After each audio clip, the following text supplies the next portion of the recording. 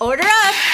One PB&J just for you, Melv. Hey, how you doing? I'm Haley, and welcome to PB&J's Diner. I've been helping out my Aunt Paula Bell and Uncle Jay all month with their business. And let me tell you, business is booming. Got a PB&J with your name on it, Horvath. A diner is a great place to go if you want to learn about service. Service is lending a hand to help someone else. Today, it seems like everyone wants the specialty here at PB&J's, which of course is a PB&J for Mr. Mange down on the end. So you see, serving others is very... Whoa, hang on. The plates aren't supposed to come from this direction. Is something wrong with your sandwich, Melv? It's too spicy? That's weird. Yours too, Horvath? Hey, Uncle Jay, people are saying the PB&Js are too spicy? What? All we have left is jalapeno jelly? Uh-oh. Sorry, Mr. Mange. All we have left is jalapeno jelly. I don't really know what to do. This seems like an impossible situation. But in today's story, one young boy used what he had and watched God make the impossible possible. Okay, now everyone just be patient. I'm sure we can come up with a solution here. At least I hope we can.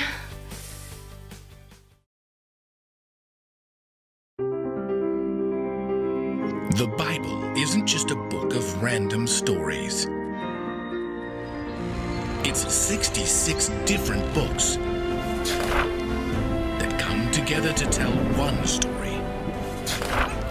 An incredible one. About God's love for us. And now for an amazing story. Inspired by the book of John, chapter 6, verses 1 to 13.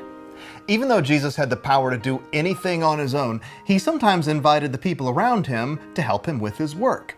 One particular hot sunny day by the Sea of Galilee, Jesus chose 3 people to be a part of his plan. There was Philip. Hey!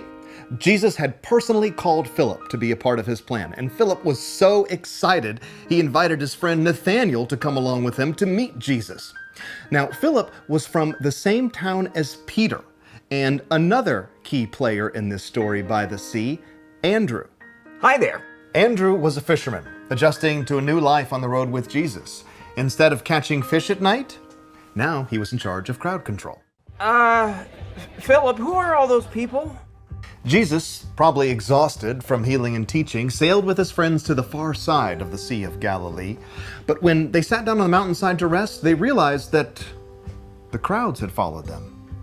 Good grief, we're in the middle of nowhere. How did they find us?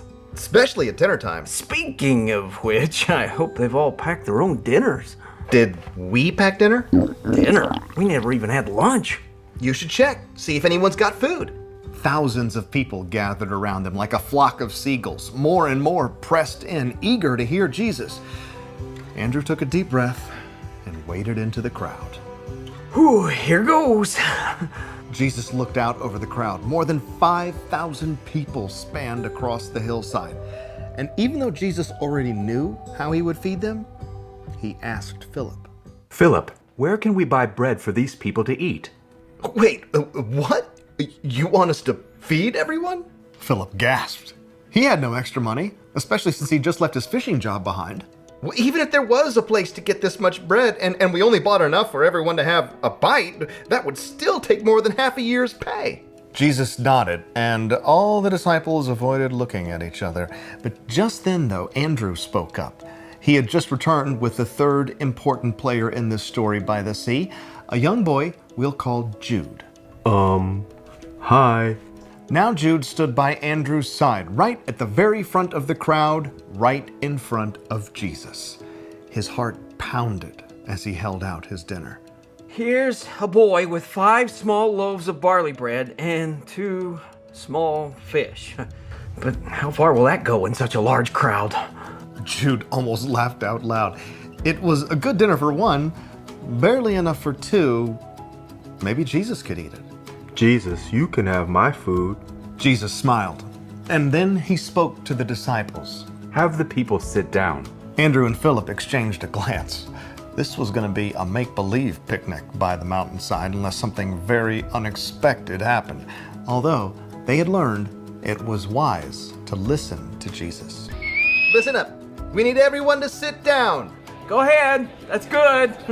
Crisscross applesauce. Pop a squat. Take a load off. Hunker down. When everyone was seated, Jesus stood, and he held up the bread. Father, thank you for this food you've given to us. Jesus began handing out the bread to those seated closest to him. Jude and the disciples watched in amazement as each person took enough bread and passed it on. And on, and on. And as those 5 small loaves became enough to feed dozens and dozens of people, Jesus held up the fish, too. Father, thank you. Then he began handing out those 2 tiny fish as well. Wait, those people all the way back by that olive tree have bread now. And everyone's getting fish, too. There were only 2 fish to start, but I see at least 9 fish head, 12. Oh, okay, I can't even count. Andrew knelt down beside Jude, who was sitting in the front row. Did you get dinner? I ate 3 fish. The disciples stared in amazement at this impossible giant picnic on the mountainside. Jesus had turned one boy's small dinner into a feast for thousands. When everyone was finished, Jesus spoke to his friends. Gather the leftover pieces. Don't waste anything. The 12 men grabbed baskets and collected all the bits and pieces. What do we have? 12 full baskets of bread and fish. Oh, that's one for each of us. Bon appetit. What does that mean? I had no idea. Philip and Andrew dug into their own late dinner, still amazed that God had used the gift of one small boy to feed thousands.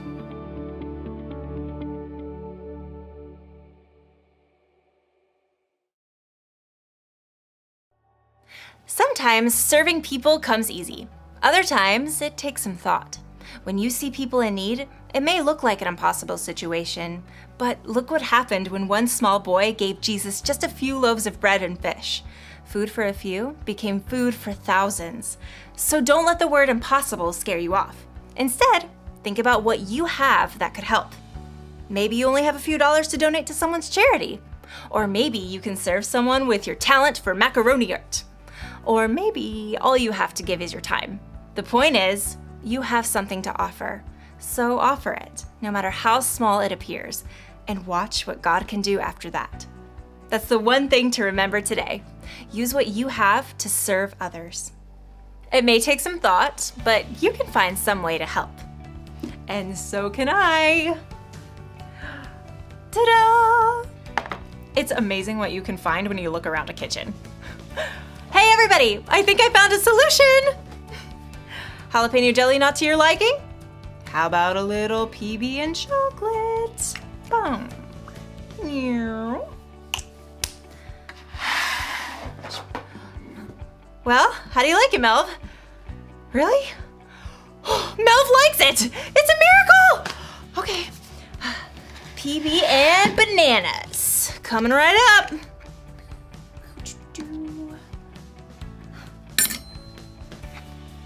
Order up.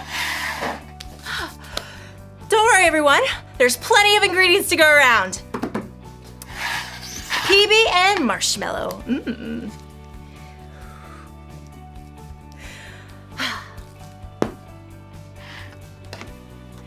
Order up.